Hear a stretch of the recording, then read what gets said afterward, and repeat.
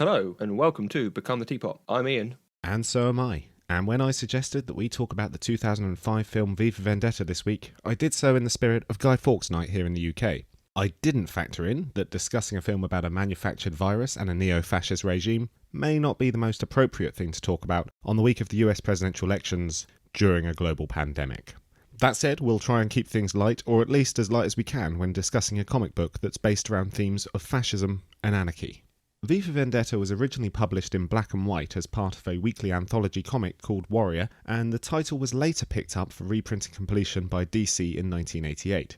Now, the author, Alan Moore, is not overly enamoured of the film adaptations of his works, but let's see what Iain thinks. Now, am I right in saying that unlike the other episodes, this is your first time watching the film?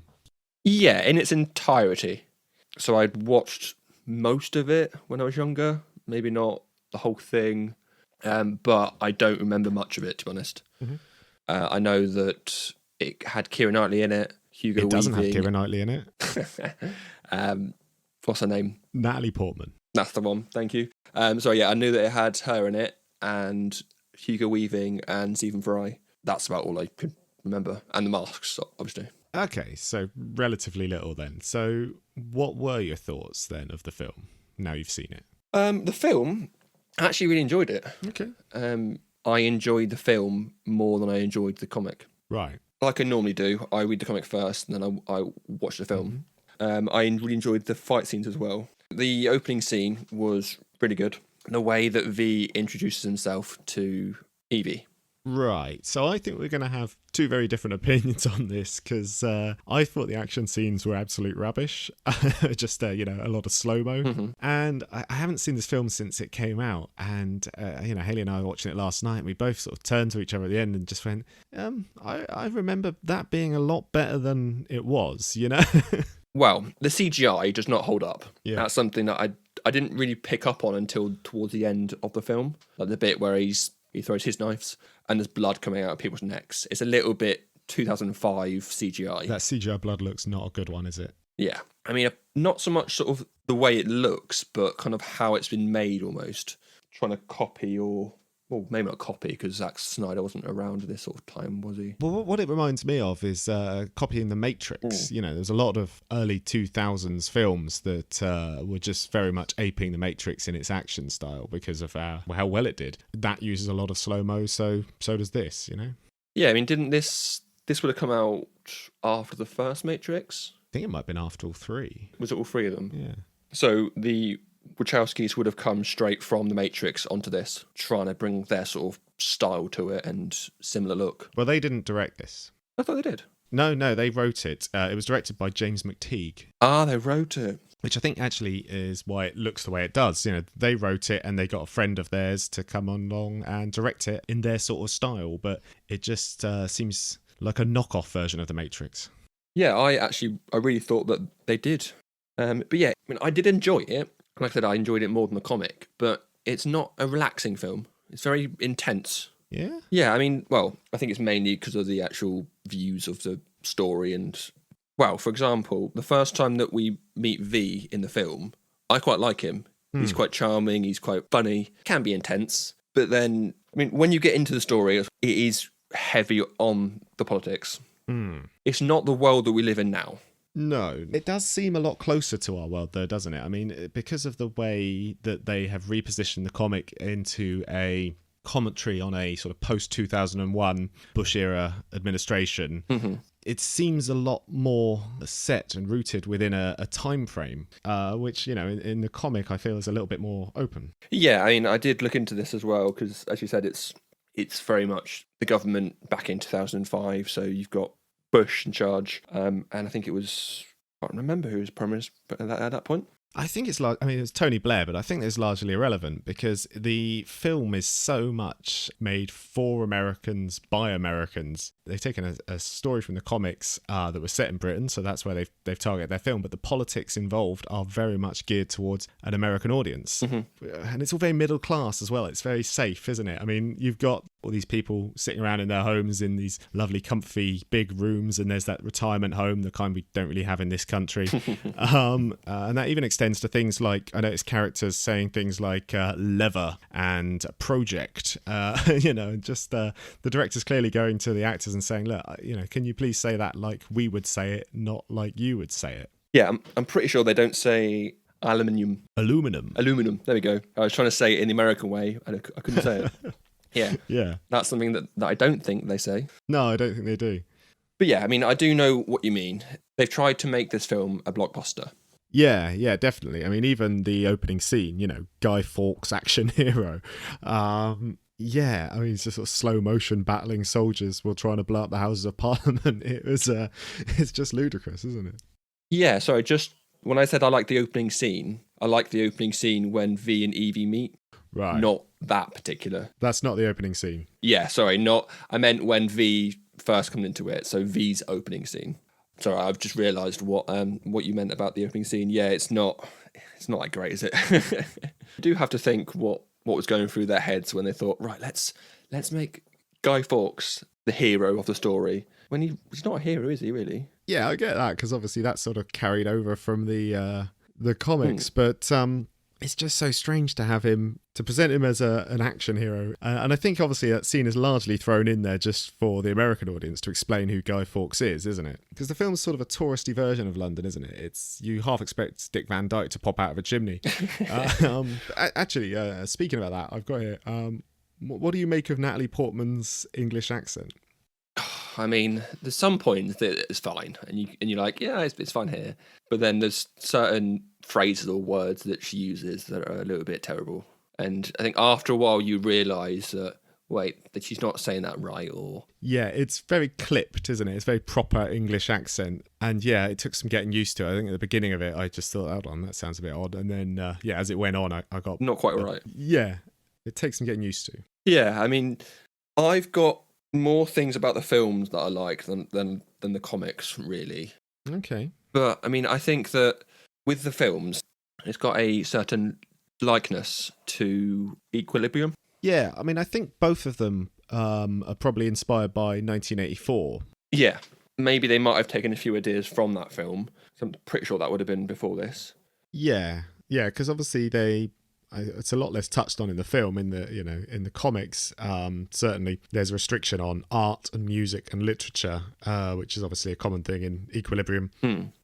But yeah, I mean, that doesn't seem to come up much in the film. Everyone seems to have, no one seems that surprised to hear music playing, except obviously for Stephen Fry's Art Dungeon. I thought, actually, like I said, I read the comic first, so I thought the film was going to end in a similar way to the comics, where she takes the mantle. Yeah, because she's a very different character in the film, isn't she? Yeah, I mean, I think I prefer the film version of her, apart from the ending. Yeah, my problem with Evie in the film is she's given more to do. She's front and centre of the film, but she actually has a lot less agency than she does in the comic. She's sort of just goes places and things happen to her. Whereas in the comics, obviously, the last part of that is her taking on the mantle of V. Well, yeah, I mean, obviously in the film she's 20-something. In the comic she's 16 or 15 she's or 16 something. At the start of the comic. Yeah. So she's a lot more mature in the film. Let's say that it was a 16-year-old in the film. I think that would be a very hyperactive child almost, and I wouldn't enjoy it as much. See, I disagree with that, because as I say, I think the comic book version, although she's younger, has grown up in a harsher world, and you go from this character in the comics who is a 16-year-old who is, first time we meet her, going out to prostitute herself just so she can afford to eat, to the sort of clipped, plummy-voiced mid-level executive at a TV firm. It's a very different character. I think in many ways she's sort of less mature than the 16-year-old we get in the comics. Yeah, I mean, just you saying about she gets caught at the start of the book. Yeah. I think that's by the people called the Finger or the Fingers. The Fingermen. Yes. Yeah, all the government departments are named after parts of the body, aren't they? Yeah, so you got finger, eye, nose, head. I think that's not in the film at all, is it? I think they mention at the beginning, one of the guy holds up his ID and says, "I'm a Fingerman." But they don't say about like head or nose or eye. I'm not sure if they do, actually. I know that they mention the voice of London, who's that sort of Piers Morgan type or whatever the Fox equivalent is, presenter. No, and they have the bit with all the department heads. But in the comics, obviously, they're a lot more fleshed out individually. They're sort of just glossed over in this. Yeah, they're each a person from that department. Yeah. Just talking about that news anchor. He came across as me, I mean, as you said, a sort of a Piers Morgan type. But obviously, because it was made by the US, this film, it seems to me like a very, what's his name? Bill O'Reilly? Alex Jones. Oh, yeah, him too, yeah. Yeah, because I used to work with someone who used to put that on. Oh, God. And I'd hear his voice every day for about like a few hours. Ironically, or? I think it was, yeah. I don't think that he believed with all of the views, but it was quite funny to hear him and how loud and aggressive he is to get someone to hear his views, which is pretty much the same as this guy. Yeah, they're very angry people, aren't they? Like all these type of presenters. Because he's killed quite early on, isn't he? Comparatively. And, the order of events generally is a bit different. In the film, they blow up it's the Old Bailey at the beginning, and then they blow up the Houses of Parliament is the sort of culmination of the film. But in the comic, the Houses of Parliament is the first thing to go, isn't it? Yeah, I was very, very impressed how quickly that happened in the book, because I'd seen the trailer and seen some of the film, so I knew that was the end scene, that was the finale. Yeah, it's weird when you think about it that they put it in the trailer, isn't it? And then to read that in page 4 or 5, you go, oh, this is a very short book. Yeah, I get why they did it, because obviously in the book it starts with the House of Parliament, then it's the Old Bailey, and then the finale is number 10 Downing Street. Yeah. Whereas obviously in the film they wanted the recognisable location, particularly to Americans, they wanted that to be the finale. They wanted that location that Americans would recognise and go, yeah, that's where the Queen lives, or whatever Americans think. But instead, in the comics, it's number 10 Downing Street is the final place. And that is not where the Queen lives. No, that is where the Queen lives. Oh, it is? Oh, I didn't think it was. Yeah, in the film, it's the Old Bailey, and then it's the House of Parliament. Yeah, and that's, as I was saying earlier, about this sort of tourist view of London. I mean, the world that they've created in general seems a lot cleaner. Everyone's middle class, everyone's, well-spoken, and no one's that afraid of the government. Yeah, it's not as dark or as, what's the word, sort of gritty as the comic, I guess. Yeah, the word I actually wrote down is it's sanitized. To me, it just feels really safe. Even the character of V, who in the comic is a much more morally ambiguous character, is, the out-and-out hero in this story. Yeah, I mean, also, you've prompted me there. This kind of hits home quite strong now because of like the whole quarantining and the whole curfews and you've got that sort of yellow curfew, yellow coded curfew, which in the tiered Britain we have now is very prevalent. And also, I think it mentioned somewhere about 100,000 deaths from the virus, and in 2020 that's rookie numbers, really, isn't it? Yeah, because I read and watched it so close together, it was like there are chapters in the book or bits in the films. I'm like, this is hitting home hard. Yeah, but to me, because there are so many references to a specific era, to the War on Terror, there's the references to Quran and things like that. Mm-hmm. Because of that, it almost seems more dated to me than a comic that was written 20 years before it. The things that Alan Moore was talking about in the comic just seem a lot more timeless to me. They're things, he was speaking about anarchy and fascism and racism and governments in general. It just seems a lot more timeless than the film, which is making one political point. Yeah, I can see what they were trying to do, but they don't stick the landing. Something that I did actually pick up on, but there is some foreshadowing. Oh, you bloody love a bit of foreshadowing, don't you? Oh, I do, yes. Especially when I know it's coming up, or I think it's coming up. It's when V first takes Evie to the Shadow Gallery, I want to say. Yeah. And he mentions, I had to bring you back here because otherwise you could be captured and tortured and killed. Yeah. And obviously just come for the comic, which that kind of almost happened. Yeah, because what V does to her there is quite severe. I mean, it's even more severe in the comics. Yeah. But it's quite a horrible thing, really. I mean, this is what I mean about V being a more grey character. I feel in the comics, in the film, he's sort of an outright hero. But in the comics, yeah, I mean, he does stuff like this, and it's quite brutal. Yeah, I think I didn't like the comic that much, so that's maybe why I preferred the film. Yeah, okay, no, so that's fair. So just because of the way my week panned out, I read half the book, then watched the film, then read the rest of the comic. When you say half the comic, what you read book 1 and 2? Yeah, almost exactly half, actually, so I was halfway through book 2. Yeah, so maybe it was just because I was reading them in such close proximity that I just noticed the stark contrast between the tones of them more. One world just seemed a lot more sanitized and a lot lighter, whereas the comic is quite a dark, dystopian future.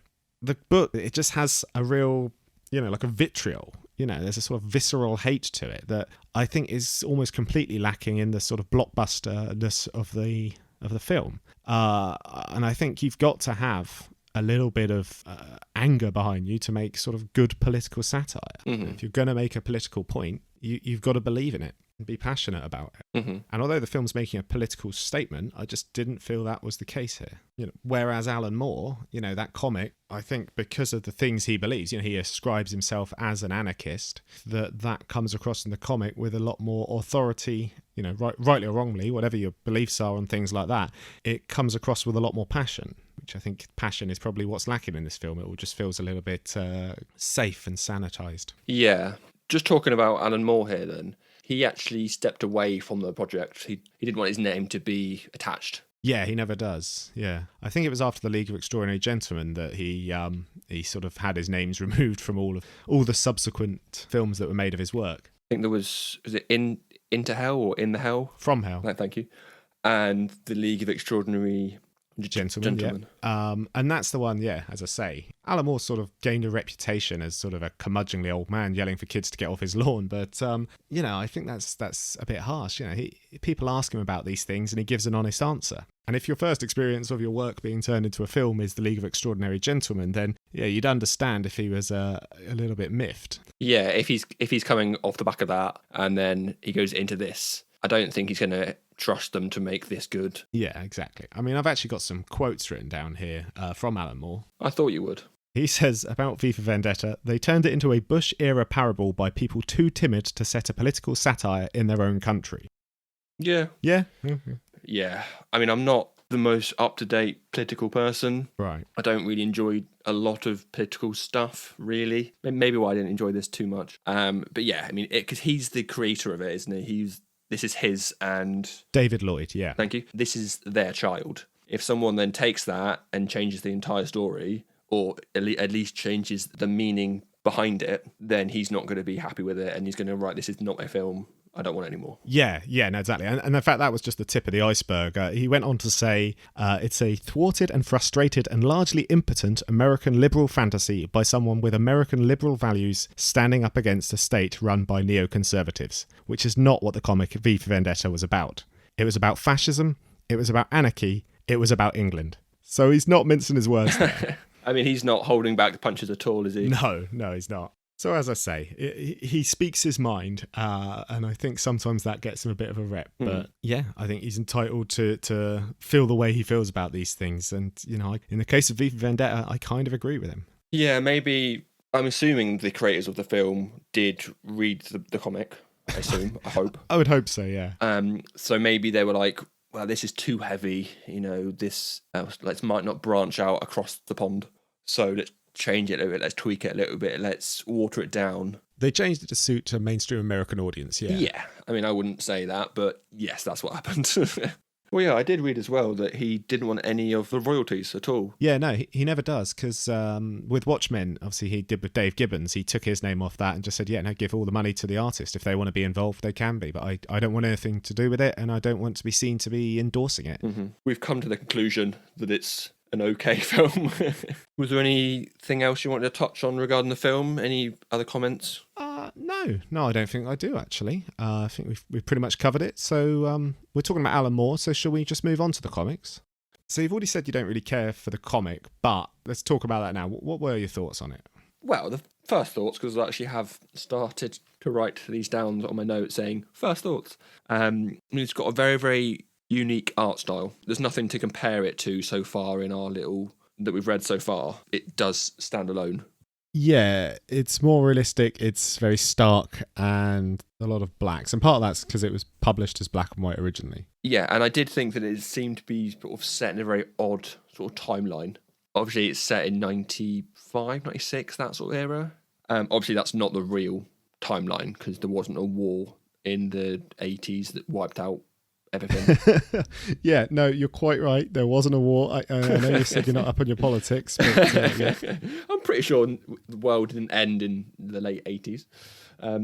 So even though it is set in 97, it still has a very sort of old style, like a Victorian kind of style to it. It's interesting you say that, actually, because in the back of the book, there's an article that Alan Moore wrote to go along with the book. I don't know if you read that. I didn't actually know. Yeah, well, in that he talks about how originally it started off as a 1930s set piece, but eventually they got rid of that idea so that David Lloyd wouldn't have to do constant visual references. So they ended up setting it up in this dystopian future. Yeah, I mean, like all comics and all films that base things in the future, they get things wrong. They're not all spot on. No. I'm still waiting on my hoverboard. So potentially he brought across some of the ideas that he had when they were thinking about having that set in the 30s. It's interesting you say about getting things right, because Alan Moore started writing this shortly before what everyone was sure was going to be a Labour victory. And then the rest of the novel is written on the basis that Labour were definitely going to get in, and they were going to remove the nuclear weapons, the American nuclear weapons that were stationed on British soil. And as such, Britain was ignored during the nuclear war that happened in 88, 89. I mean, obviously now we know that with nuclear winters and things, obviously that wouldn't work, but that was the idea behind this. So afterwards, you then had Northfire, this political party coming in and taking power after those wars. And of course, that didn't happen in the 80s. Happened in the 70s. No, I mean, it's this sort of alternate timeline, and it's very, very political, as we've said. It's got a very somber and serious tone. I think the film's a little bit more light-hearted in some points. Yeah, definitely. But I did find it quite hard to read the comic, actually. It made me think about our first comic that we read was X-Men, and that old sort of style of writing. Yeah, it's quite wordy, but actually it does do some really interesting things. It doesn't really follow the style of the time. For instance, there's very few text boxes on the page, and also there's a complete lack of thought balloons. That was something they decided ahead of time. So as such, whenever you want to hear someone's inner monologue or thought process, it's often displayed through like music, lyrics on the page that is diegetic to the scene. Yeah, there's also no sound effects, no onomatopoeia on the pages. Yeah. I mean, even the way that the style of font, sometimes it is hard to read what the words or what he's put down. Yeah. Because when you put an L and an I very close together, it looks like a U. Yeah, it's a good job no one was called Clint in this. But yeah, I agree with you on that. There's certain things, T's that look like Y's and things like that. And even when he starts doing the accents. Yeah, I was actually going to ask you about this because as a Scot, kind of. Hey. What were your thoughts on the Scottish accents? Well, when I first started to read it, I did find it quite hard. But when I sort of turned my brain off and just casually read it, it was easy to read. Yeah, it's quite phonetic, isn't it? So actually, if you read it aloud, it works really well. You sort of do a vague Scottish accent just by reading it aloud. But, on the page, it can look, borderline offensive. Yeah, so while we're talking about the accents and the Scottish parts in this, I was very pleased about all the Scottish little bits and bobs in there. You've got, as we've said about, there's the accent, there's a few place names, and they even mention my favourite soft drink. Can you guess what it is? What your favourite soft? Yeah. Iron Brew? Iron Brew, they do indeed. I was like, I'm going to write that down. I'm going to talk about that for hours. A bit of a stereotype. Oh yeah, of course, but we do love Iron Brew. This goes back to what Alan Moore was saying about this being a story about England, and you can tell it's written by an Englishman. Well, the references to place names and places in Norfolk and obscure things like that. Not the mainstream touristy things you usually see in films. Yeah, I did start to write down all of the references from England and from the UK. I realised there's too many in there. Yeah, I'm not going to list them all. Yeah, we could be here a while.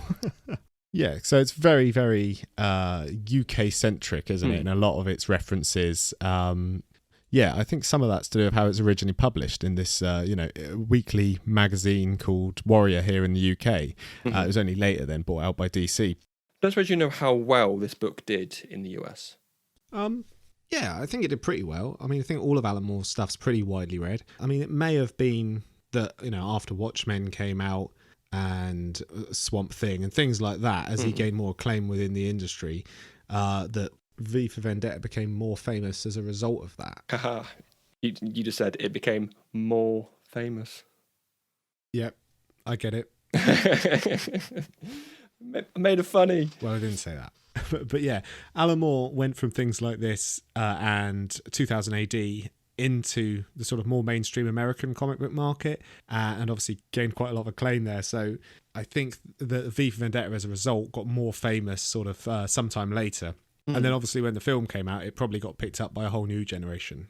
I mean, it's probably something that a lot of viewers in America saw the film and thought, I'll pick that up. And then they realised that it's so different from the film that I would quite like to see someone's, not necessarily someone from America, but just I'd like to see someone's views of if they watched the film first and then read the comic, what are their thoughts? Yeah, I mean, that was kind of the way round I did it, admittedly 15 years ago or so. But and I remember enjoying the film, and then I went out and read the comic, and I enjoyed that too. And yeah, sort of this time it's not quite the same. You know, I think I got a lot more enjoyment this time around out of the comic than you did.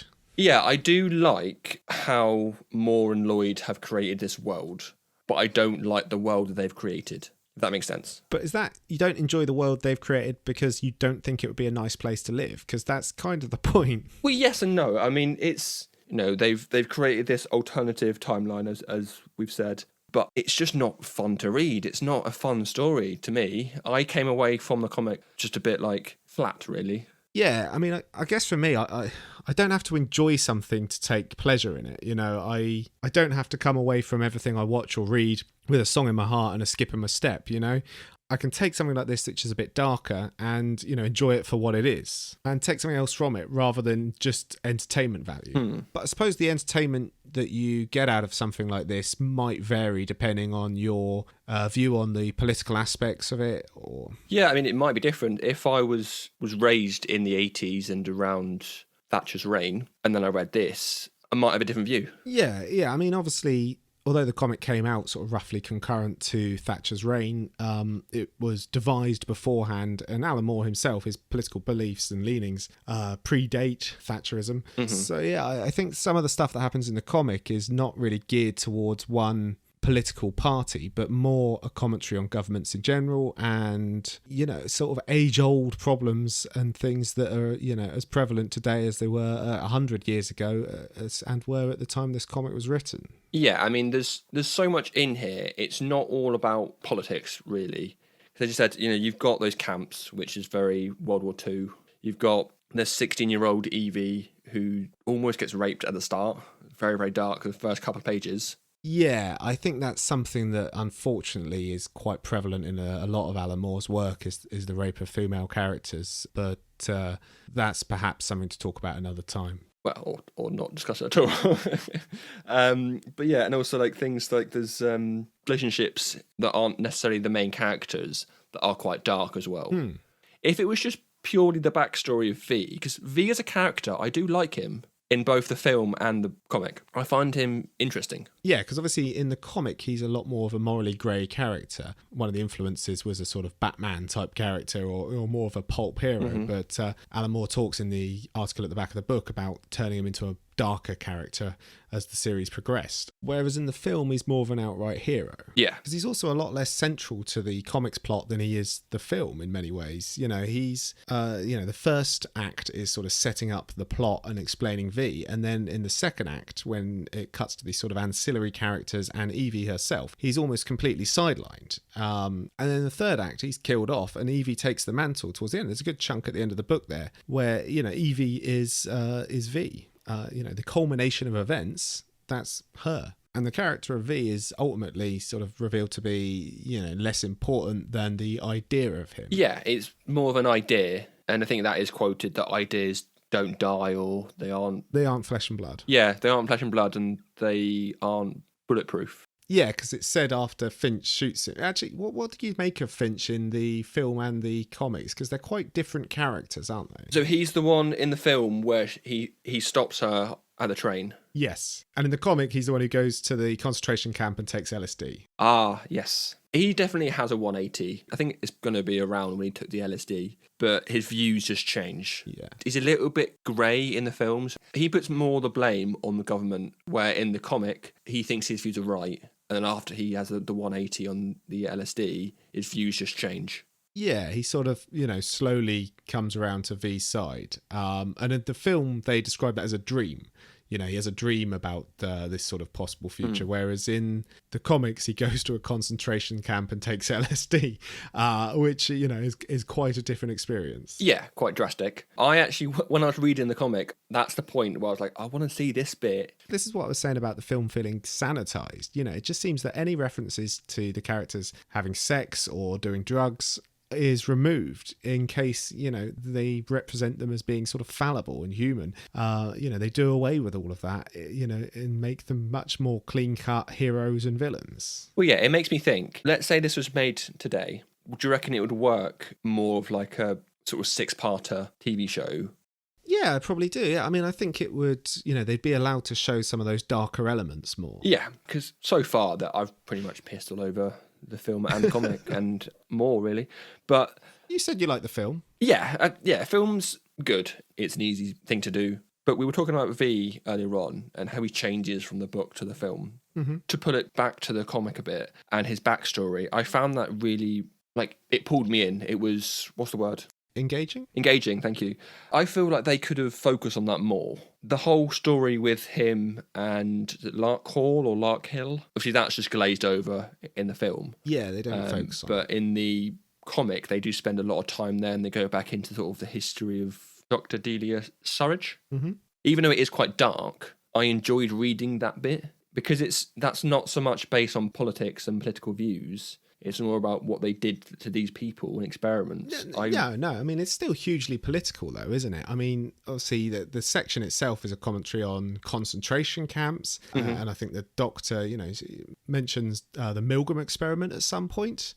I was going to ask you, actually. I did write that down. It did make me think about that. And I was curious if you had heard of it. Yeah. I mean, it's quite a famous study where they try and ascertain the effects of an authority figure on a test subject. So, as a way, I think the original experiment was devised as a way of explaining how sort of Nazi concentration camps could operate and how an authority figure could tell you to do something and people would comply. This phenomenon of just following orders and how anyone in the right environment could be pressured into committing heinous acts. Yeah, I think I also find that quite interesting that Milgram's parents were both Jewish refugees from World War II. Yeah. And that's what I mean about Moore and Lloyd exploring things that have greater significance than just focusing on one sort of political era. Which, I mean, for me to say that I don't like to read about politics, but this stuff I find quite interesting, it does sort of show that people find certain things fun to read or easy to read or... Yeah, I mean, people take different enjoyment from different things, yeah. And that doesn't necessarily have to be something that's sort of light and frothy. It can be something that is a little bit more in depth. So bringing it back to what I was saying, the first act is world building. It's laying out the setting and establishing the players. The second act is sort of fleshing out a lot of the ancillary characters, the members of the political parties, giving them a bit more depth, as well as a lot of the common people on the street, the working class people. And then obviously Evie herself. And then the third act is the conclusion, the bringing together of those disparate threads to, bring it to a resolution. And that includes, obviously, the death of V. And obviously, you don't find out who he is. He tells Evie not to take off the mask, and she toys with the idea, and she sort of even imagines it in a couple of different options, including one that's her father. But ultimately, she doesn't take it off. Actually, you said about her father. I actually was quite shocked when he told her that he was her father. And at the point that I read it, I did believe it, and I thought, that's possible. Let's see where this goes. But it comes out that he's not. Yeah, so ultimately we don't find out who he is. I think Alan Moore in the book says, the one thing I'll tell you is it's not Evie's dad. Yeah, so V dies, Evie takes up the mantle, and she's a lot more involved in the culminating events of the book than she is in the film, isn't she? Mm-hmm. In the book, it's very much her stepping out there as V and inciting those final events. Whereas in the film, all she does really is flip a switch. Yeah, she lights the match almost, but she has no involvement of what happens next, as far as I can see from the film. Yeah. I mean, she lights the fuse, but I mean, at that point in the film, V's very much, he's laid out the trail of gunpowder, he's put the match in her hand, and he's stood about a foot away saying, just light the fuse. Because obviously in the comic, she has this sort of transition throughout the whole book. Yeah. V very much takes her in and grooms her almost to become his successor, going to great lengths, like, kidnap and torture to do so. And this is what I mean about V in the comics being a lot more of a morally grey character. What he's doing there could just be seen as brainwashing. Yeah, I mean, he goes through a lot to not convert her, but I guess that is what he's doing. The torture scene, that was very hard to read. Yeah, definitely. I mean, I think that's the point. And, that does transition into the film, but it's not quite as brutal as it is in the comics in many ways. You don't see that same, wasting away of the character. And then when he eventually reveals himself, she's almost thankful for him. And that's what I mean about brainwashing. Yeah, that's the point that I sort of realised this guy's a little bit mental. It seems like he does whatever he wants, but he's got a reason behind it, but he doesn't let us know what the reason is. Yeah. So yeah, we've had quite opposing views on the comics and the film, but regarding the comic now, is there anything else you wanted to add? Yeah. I mean, I've talked about how I think the comic is more relevant to today's political climate than the film is. And actually, I was quite surprised to see on the second page, actually, one of the government slogans is "Make Britain Great Again." I did see that. That makes me think, do you reckon that's where Trump got it from? To be honest, I don't think he can read. Just tweet angrily. Yeah, shall we move away from that subject then and on to something you do like? Iain's Egg Hunt. So actually this week I've got something and I want to get your opinion on it live on air. We may have an intro. We may have an intro. Yeah, we may have an intro. So we'll get your opinion of it now. Iain's Egg Hunt. Iain's Egg Hunt. Iain's Egg Hunt. Iain's Egg Hunt. Iain's Egg Hunt.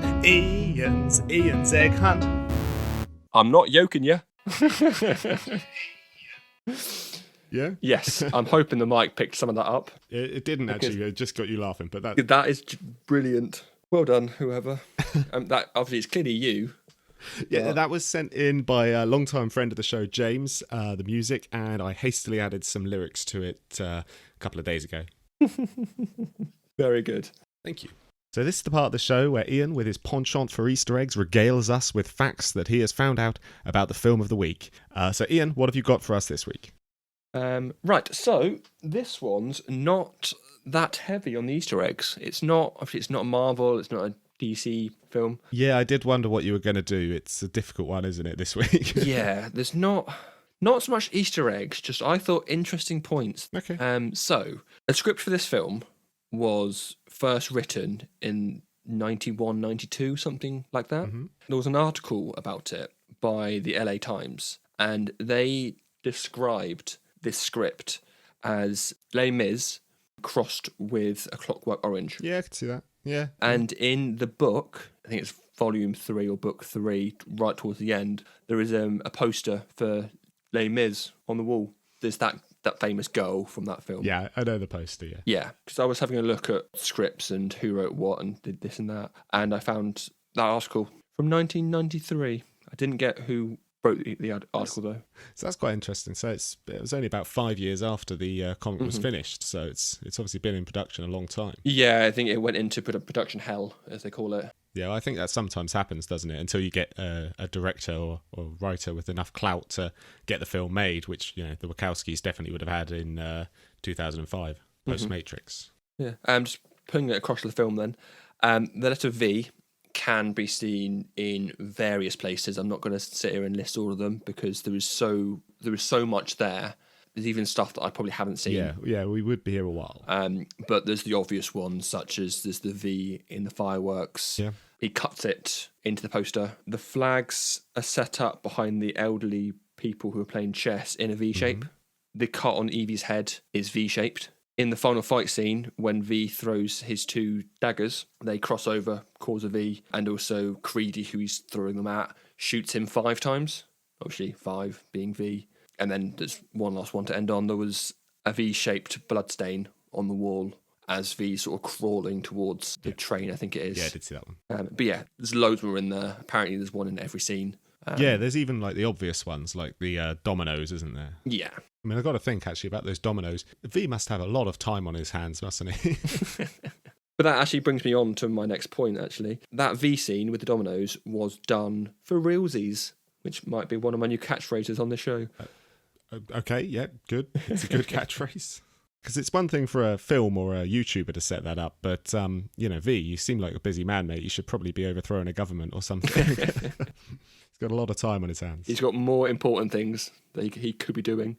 But yeah, that was over 22,000 dominoes, and it took over 2 hours to set up. But there was a bit, actually, there's an on-set story. So you've got Hugo Weaving sat there cross-legged, and there's a hair stylist, and she's combing his hair, and she drops the comb, and it lands so close to the very first one, but it just misses it. But how annoyed would you be? Yeah. Talking about things that were done for realsies, that's twice in one episode. Yeah, lucky listeners. The Lark Hall scene. Lark Hill scene, when it cuts to the man on fire and he's walking through the fire. Again, that was done. I'm not saying it a third time. No CGI was used there. He had this sort of special suit on that kept him cold. Also put on this gel the night before. But he literally just walked through fire and they filmed it, which I think is incredible. Yeah, no, I do like a practical effect. One final point to end on. Okay, yeah.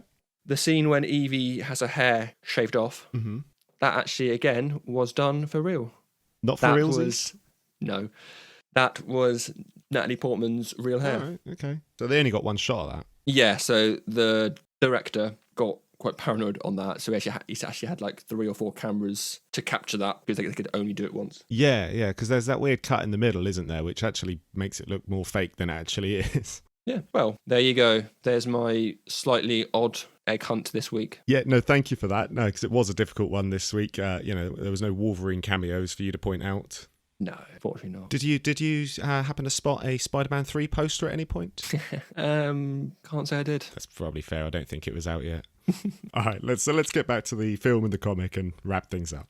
So we've already established that you didn't really care for the comic, but just generally, what were your thoughts? I mean, it was very hard to read the comic, I found. I thought it was a bit too long, in my opinion. Okay. I thought it could have been cut down a little bit more. It's not something that I'm going to rush out to read again. Right. In the future. It might be because I wasn't feeling too great when I started to read it. Yeah, because you've not been feeling well this week, have you? Yeah, so maybe it's the fact that I wasn't in the right frame of mind to read it. I mean, it's okay. I mean, sometimes you just bounce off of something, don't you? You don't have to enjoy everything. I'm glad that I have read it. If I just watched the film, I think this should be a very, very short conversation. Yeah. But yeah, I mean, there are chunks that they've cut out of the film, but I don't think it really makes too much of a difference. I mean, because there's characters that get cut out completely. Yeah. Like Mr. and Mrs. Almond. Yeah, the almonds. Yeah, I think I'm going to disagree with that. For me, those characters in the comics are integral. As I said earlier, the film is a very middle-class view of a dystopian London, and the comic really fleshes out these other characters. Once Mr. Almond dies, it sort of shows how the state failed his widow, and how she's sort of driven down and down until ultimately she's the one who assassinates the Chancellor. I think what's missing from the film is the focus on how the working class survive under an authoritarian government. I think the film strips away these side characters and just makes it about a larger than life hero fighting a larger than life government. Yeah, I mean, you always make things sound good. You always almost change my opinion. But yeah, I mean, the way that I see that is, I mean, with Mr. Almond, he's the leader of the Finger. Yeah. And then once he dies, that passes on to Mr. Creedy, where in the film, it's just purely Creedy from the start. So you're saying they simplified it? Yeah, I mean, also talking about other sort of comparisons to it, I think he is fleshed out a lot more in the comics. Yeah, definitely. Certainly in the film, he's a lot more of a heroic character, isn't he? He's a lot less sort of anti-hero that we have in the comics. Yeah. The one thing I did think as well is people didn't seem that afraid of the government. This wasn't the Gestapo about to, kick down your door. People were openly criticising them. Finch was critical of them openly, it seemed. And then obviously then you've got that weird bit with Stephen Fry's, that weird Benny Hill sketch that was on the TV, which was just bizarre. It did make me think that I was watching something else, that I'd sat on the controller and it just turned over.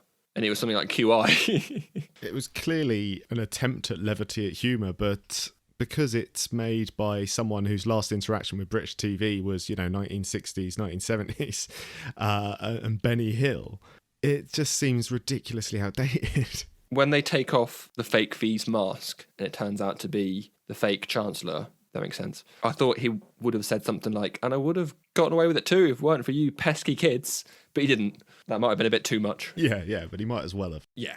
We've pretty much covered everything that I put down in these segments in the podcast already. Yeah, so I'll ask you this week then, because you've already said you didn't particularly enjoy the comic, but if you were going to recommend this to someone, would you recommend the film, the comic, either, both? And what order would you say to do them in? Well, normally when I recommend things to people, I just say, pick up this book, it's really good. Right. I feel like with this, I'd have to pick my audience. Mm-hmm. I wouldn't recommend the comic to everyone. The film, I probably would, because it's 2 hours, it's not so heavy on the political views. Yeah, it's relatively inoffensive, isn't it? But, I'd struggle to recommend it to people, I think. I was just watching it again. It's just a bit of a nothing film, isn't it? I would recommend probably to watch the film first and then read the comic. Right, okay, yeah. That's the way that I kind of feel like I should have, really. With all my previous things that we've done, I've always seen the film previously. So as I read the comic, I've got certain things to think about and certain characters and actors and all this sort of thing. Yeah. This I didn't. Maybe that's kind of why I didn't enjoy it as much, possibly, but it... Perhaps, yeah, maybe. You had no one to base it off. Yes. Yeah. I mean, I did do it in that order, but admittedly that was 15 years ago, so I can't really remember my response. I mean, with what you've said now regarding the film and how it's weirdly outdated, even though it's made 15 years ago, I now think it's not as good as I think it is. Well, no, I don't want to. I'm not here to just tell you your opinion's wrong and persuade you otherwise. I just I'm just saying that those are my views of it. Yeah, I'd never really picked up on that until you said that. I didn't actually realise, and that it does feel weirdly outdated. Yeah, I think it's because of the themes being discussed. Obviously, the book is all about fascism versus anarchy, whereas the films is a lot more about a sort of 2005 version of fascism versus democracy, which is a very different thing. To me, it depends what you're after. If you do like political themed stories that are quite dark and quite heavy, then read the book. If you want to understand the majority of the plot lines and just like a sort of, it's kind of like having a Coke and a Diet Coke. So the film's like a Diet Coke. So not as good then. Yeah, it's not quite right, but it depends what you like. Some people do prefer Diet Coke. Yeah. Something that I would like to make clear is I wouldn't read the book and then watch the film, because it's just two different things, really. Yeah, so I would say I would recommend to read the book. I think it's really good. It's not my favourite Alan Moore work, as I said, but yeah, I definitely would say pick it up and give it a read if you're interested. Yeah. So to end this off, any other business? Yeah, actually, I did find a quote from Alan Moore. There is one thing he likes about this. Mm-hmm. And it's the masks. After this film came out, they mass-produced the masks and sold them in every forbidden planet up and down the country. And it became synonymous with the anonymous movement and with protest. And so Alan Moore has actually come out and said, I was also quite heartened the other day when watching the news to see that there were demonstrations outside the Scientology headquarters over here, and that they suddenly flashed to a clip showing all these demonstrators wearing V for Vendetta Guy Fawkes masks. That pleased me. That gave me a warm little glow. Well, there we go. Here's me thinking he's just a grumpy old man. Yeah. Should we do Ask the Teapot? I think we shall. So Josh from Southampton asks, what is your favourite comic book casting of all time? Well, mine's probably going to be quite an obvious one. I really like Robert Downey Jr. as Iron Man. Yeah. It set up the MCU to what it is today. So I think that's going to be my personal favourite is RDJ. Yeah, because obviously the way that he's interpreted that character has become the way that a lot of people now see him, including in the comics. The character has almost become him. Yeah, and I know that the character himself had an alcohol problem in Demon in a Bottle or something like that.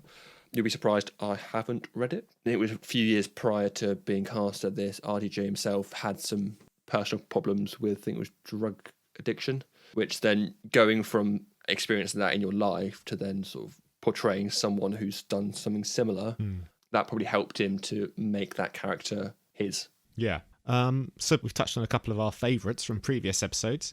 Patrick Stewart as Professor X, Gary Oldman as Commissioner Gordon. I'll throw in some honourable mentions for Kelsey Grammer as Beast, and I do have a soft spot for Alfred Molina as Dr. Octopus. There's also some actors who have become, iconic performances, like Christopher Reeve's Superman or Kevin Conroy and Mark Hamill in Batman the Animated Series. Yeah. They're ones that just sort of defined that character. Yeah, pick just one.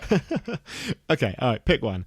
Okay, if I'm going to pick one, then I'm going to say, there's a few characters that are just so perfectly translated to the screen that it affects your reading of that character in the comics. So with that said, I'm going to go left field. I'm going to say Abe Sapien in Hellboy. Yeah. I think that Doug Jones, the physicality he brings to that is just so intrinsic to the character, but also there's real intelligence there. I think even in the first one, where they got David Hyde Pierce to dub over the lines, apparently David Hyde Pierce turned up and said, "Why am I doing this?" And then after that, he sort of took his name off the project and refused to do all the sequels and animated series. And after that, it was just Doug Jones. So yeah, I'm going to go with him. Well, there you go. So Josh also goes on to ask, is there any casting that you'd love to see? For example, I always wanted to see the late Philip Seymour Hoffman play the Penguin. So I'll go first on this one because I've got some problems with fan casting in general. Yeah, I mean, we've had conversations off air regarding fan casting. Ultimately, I'm very glad that most fans aren't casting agents. The amount of people back in my IMDb days who would cast Orlando Bloom for Hawkeye just because he had used a bow before was ridiculous. That said, if we're going living or dead, I'm going to go for Vincent Price as Doctor Strange. I mean, you said about Commissioner Gordon just now. I think Bryan Cranston would make a really good Commissioner Gordon. Yeah. I think it depends on the Batman. And my other one here is Neil Patrick Harris as the Riddler. He wouldn't do as over the top as Jim Carrey did. Yeah, no, because he has done serious roles like Gone Girl, hasn't he? But I'm surprised he didn't go for old Doctor Who, David Tennant. Yeah, I mean, tempted, but I mean, I think with Neil Patrick Harris, as you just said, he does a lot of the serious roles as well as being very funny, and he is that sort of born showman. So effectively, you need to be quite serious and yet still be quite funny to play a character like the Riddler. Yeah, I mean, I think that's more akin to someone like the Joker. I don't think the Riddler has to be a funny character as such, although he's over the top. I think there's room for a lot more of a cerebral Riddler. I'm really excited to see what Paul Dano does. I really like him as an actor, so that should be good. And also, I'd say it's getting harder to pick someone who's not already in a superhero franchise, isn't it? Yeah, I mean, it's very hard these days to pick an actor who's not been in the MCU or the DCEU or whatever they call it now. That said, I was watching David Copperfield the other day, and Dev Patel's not in anything yet, is he? He's great, yeah. I'll go with Dev Patel. Yeah, that's my choice. I'll go with Dev Patel. Cast him as who? Oh, I don't know. He can play anyone he wants. Cyclops. There you go. He's tall and thin. Cyclops. All right. Dev Patel for Cyclops. Done. Next question. Okay, next question. So next we have another question from regular listener, music contributor and prodigious question asker James in Cambridge. James asks, the ending of Scott Pilgrim vs. the World has a different ending from the comics because issue 6 was not written at the time of production. What films/comics have a different ending that takes the story down a different route, and do the production team have a duty to maintain the core values and conclusions of the source material? Well, I mean, let's face it, you've read more comics than I have. So you're going to know more about the endings than I do. But I mean, Civil War comes to mind. Yeah. The film and the comic, true. I've read that one. The film and the comic, two separate things, really. And the ending of the book is totally different to the ending of the film.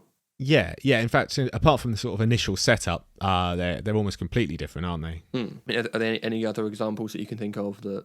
Yeah, actually, I think it's very fortuitous that we are asking that question today on today's episode, because obviously Alan Moore is not overly enamoured of adaptations of his works.